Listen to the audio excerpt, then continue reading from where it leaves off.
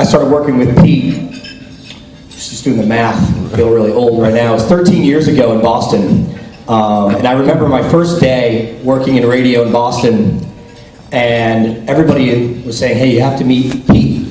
He's this creative genius. It's unbelievable, the work that he does. He is what makes WEEI, which at the time was the #1 sports station in America. He is what makes WEEI #1. It's the creativity, it's the bits, it's the humor, it's the voice. So I was like really looking forward to meeting Pete. So what was amazing was through that whole process, nobody ever mentioned that Pete was blind. And you must imagine when I walked into his studio and saw these giant screens everywhere and a man wearing sunglasses, I was like, what is going on? And so he explained to me, told me his story, and I was just blown away. And in our time working together, we had a lot of fun. So when I took this opportunity with the Miami Dolphins 4 years ago, and we decided to bring our media in-house, the first person I called was Pete.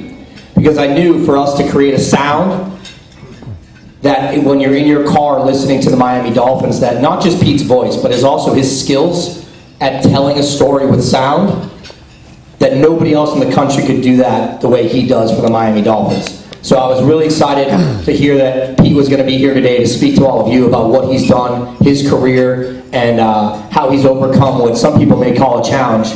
I just call it Pete being Pete. And I'm really excited, and on behalf of the Miami Dolphins, really proud to let you guys hear what we get to work with every day at the Miami Dolphins, and our head of audio production and the guy who makes it all happen for our afternoon drive show, The Finsiders, which is on 940 Wins, 5 to 7 every day. Feel free to tune in. Dolphins.com, across all of our Dolphins production. You can actually now hear Pete on Fox Sports Florida as the show is on every day. A really amazing person, and please welcome Pete Gustin. I was born and I had absolutely perfect eyesight that lasted for all of about 1 second, because we would find out later on that I was born with a degenerative eye disease called macular degeneration. So for one moment I had 20/20 vision, and it started to go away. We didn't notice it until I was in 3rd grade. 3rd grade, when most of my friends are kind of creeping towards the back of the classroom so that they can talk about Nintendo games at the time or which girls had what cooties. I was creeping closer and closer to the front, closer to the front, because I couldn't see the chalkboard anymore.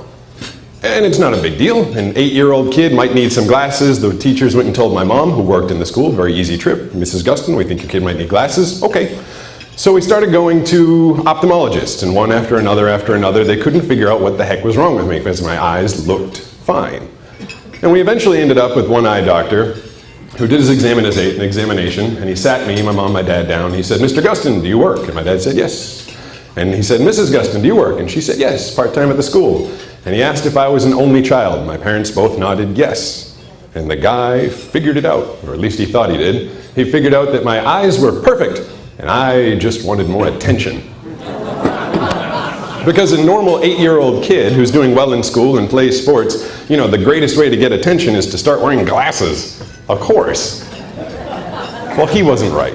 And my parents knew that. So they finally found a specialist. They brought me to a specialist who brought me in, and after an entire day of poking and prodding and examining and taking pictures of the back of my eyes and injecting me with dyes, came out of his office, sat me down, said, Mr. Gustin, you have macular degeneration. And it was the first time that we'd heard those words.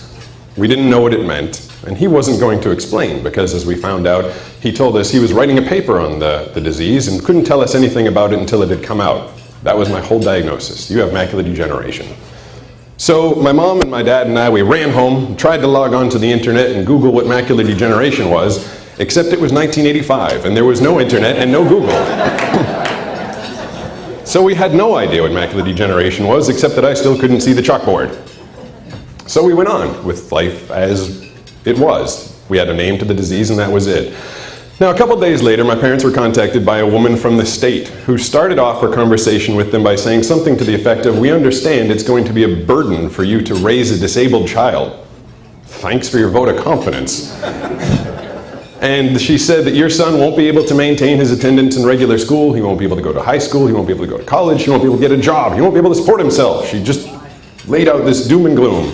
But she said, we at the state understand, and we will support your son. We'll send him checks every month, make sure he doesn't want for anything. Thanks. Just what I wanted, a life of mediocrity. My parents didn't want to settle for that either, so they kept me in the regular school. In order to maintain my attendance in the regular school, we turned to an organization much like the Miami Lighthouse that had a bunch of amazing volunteers and people that started putting large print textbooks together for me. And that's how I managed to get through elementary school. And as my eyes continued to degenerate and get worse and worse, and I could no longer see the textbooks, we turned to that organization again, and people started coming in one after another to read my textbooks onto tape. I had hundreds and hundreds of tapes in my bedroom. Math, science, English, social studies, everything, calculus. They're reading calculus books, God love them. And they read everything. And I got through high school. I wasn't supposed to make it through elementary school, and I got through high school, and I ended up graduating and going to Boston University, where once again, we turned to a group that started reading crazy books, because my parents were spending $35,000 to $37,000 a year on college, and I figured I might as well get their money's worth. I will study neurological psychology. And these poor people are reading books about the axodendritic connections and selective serotonin reuptake inhibitors, and they had no idea what they were reading. But I did, and thank God for them coming in and helping me graduate Boston University. During my time at Boston University, that's when I first got interested in radio. And I took 2 internships at 2 radio stations, one of them Wayne just mentioned, WEEI, which is where I still work today. And another thing that I did during that time was I got introduced to Rick Dees through a friend of a friend, and he's the morning show host out in Los Angeles who had a nationally syndicated show. And he thought that I sounded a lot like Don LaFontaine, the movie trailer guy. Let me rephrase, the movie trailer guy. He's the in a world guy. And he thought I sounded a lot like Don. So he started having me do movie trailer parodies, where one weekend a movie would come out, and Don would do this weekend, Lake Placid, where it's hard to believe what's in the water. And then 2 days later, I would do a joke about it, would do a parody, and I'd do Lake Flaccid, where there's nothing hard in the water at all. And so, a little notoriety came my way because of that. I started doing some other voiceovers, and I was one of the youngest voiceover people in the country at the time, only 18, 19, 20 years old, and doing national work. And so I decided that I was going to move down to New York after graduating Boston University and become the next big voiceover guy. And I had enough clout at the time that I got a meeting with the biggest voiceover agent at the biggest voiceover agency, and I went down there thinking, this is the next thing I'm going to do. Now, another friend of a friend told this agent about my eyesight. His intention was to say, isn't this cool? The guy's got bad eyes and still does this. But it ended up kind of sandbagging me, because I got into the guy's office, biggest agent ever. I'm super excited to meet the guy. And the first thing he does is throws me a booklet. And he says, this is the first job you would get if I could get it for you. It's showtime. And this is how much copy you'd have to read during your very first session. And he said, how are you going to read it? I know about your eyes. How are you going to read it? And I was like, well, I always carry a pocket magnifier around with me. I have it with me now, little magnifier. And I can look at the text and blow it up, and I have a fantastic memory, and I'll try and memorize it. And he stopped me, stood up, and he said, nope. He said, listen, there's 10,000 people outside that door right now that have as good a voice, or maybe not even as good a voice as you, and what they don't bring to the table is a problem. And he said, you bring a problem to the table, and I'm not going to represent you, and I can't imagine anybody would. So he sent me home. And that was the beginning, middle, and end of my voiceover career. At least that's what I thought at the time. So I went back home, and I did end up, because of my internships and everything I'd done in college and my college degree, I got a great job as the creative services director for 2 radio stations, WEEI and WRKO. Now that, unto itself, should have been a great achievement, considering just a few years earlier I'd been told by someone at the state I wouldn't even make it through elementary school. But I wanted to do more. I wanted to be a voiceover guy. I had this voice. I figured it was for a reason. And I kept at it. I kept trying to figure out ways that I could read copy. And a couple years later, I was doing a speaking engagement at a school for the blind, and I was being walked around by a completely blind instructor who got, of all things to launch my career, he got a text. And the text was read to him by the phone, out loud. And I started thinking, what if instead of trying to read copy off of a page, I had it read to me through a computerized voice? And so I sat down with him, and this again was an organization like Miami Lighthouse that is equipped with the best technology, the best people that care, people that want to help. And I was helped to find the best voices, the best software, the best systems, and the best way to do what I wanted to do. And it took a lot of practice.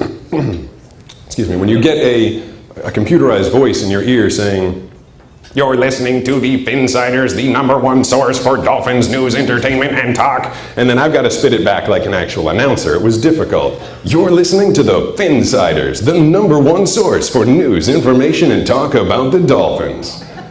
It's tricky to convert the computerized voice into an actual voice, but with help from those people and a lot of practice on my part, I was able to do it. Read, copy like everyone else. I was able to get this job with the Dolphins, to be able to work for hundreds of different radio stations. I'm the voice of the NFL on Sports USA, Sony PlayStation, The Dan Patrick Show.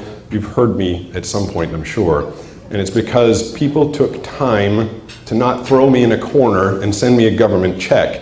They gave me the skills that I needed, the tools that I needed, the books to be read got read, the programs on my computer that I needed were found and developed for me. And it's not all easy being legally blind. I mean, my world is this big, as far as I can reach. Anything beyond that, I can't see it, and it's not going to come to me unless I go to it. And that's what Miami Lighthouse is doing. It's expanding the world of these people, making it bigger, bringing it to them, allowing them to work and thrive within it. It almost seemed too perfect as we experienced something today. We were going down the elevator, leaving, and a woman stepped in and said, "Miss Virginia, I'm going back to work today." She was completely blind, and Virginia said, "What are you doing?" She said she's going to go back to work as a paralegal. She had no eyesight, and what they did for her at Miami Lighthouse, this woman who lost her eyesight was going back to work as a paralegal. Now, what the state would have done would have stepped in and given her a check and let her sit back and have a mediocre life. But because of the skills and training and everything that she got at Miami Lighthouse, she was going back to work. To me, a challenge is just that, and it's something that's supposed to be overcome. And that's why I wanted to come down here and say thanks to Miami Lighthouse for helping so many people overcome the challenges that they encounter every single day. And I wanted to be here personally to say thank you to all of you. I really, truly, honestly do appreciate it. Thank you very much. Fantastic job. Fantastic job. Appreciate it.